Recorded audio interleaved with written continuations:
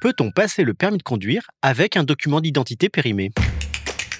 Vous écoutez un podcast imaginé par Le Particulier, le média de référence pour mieux connaître vos droits au quotidien. Aujourd'hui, nous répondons à la question de Perrine.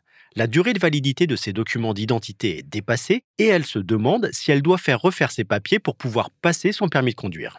Alors à vos droits, prêts, partez. Pour les ressortissants français, lors de l'examen du code de la route ou du permis de conduire, il faut produire un passeport ou une carte nationale d'identité en cours de validité.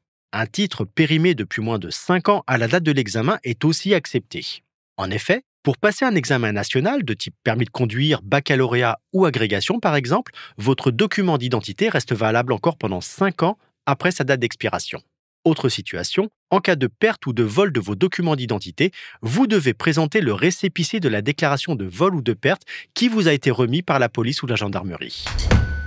Hormis le passage d'un examen, sachez qu'il est possible de voyager à l'étranger avec une carte d'identité ou un passeport périmé depuis moins de 5 ans, mais uniquement dans certains pays. Par exemple, c'est possible en Allemagne ou en Suisse, mais pas en Belgique. Quant à l'Italie et à l'Espagne, seules les cartes d'identité délivrées jusqu'au 31 décembre 2013 sont valables encore 5 ans après la date de fin de validité. Alors avant de vous rendre à l'étranger, vérifiez les conditions requises auprès du ministère des Affaires étrangères. Enfin, si vous avez affaire à un organisme privé ou une administration, rien ne l'oblige à accepter un document d'identité périmé. Que ce soit pour souscrire un emprunt, conclure un contrat de location ou louer un véhicule par exemple, mieux vaut avoir un titre en cours de validité. Je suis Arnaud Saugera, journaliste au particulier. Merci d'avoir écouté cet épisode.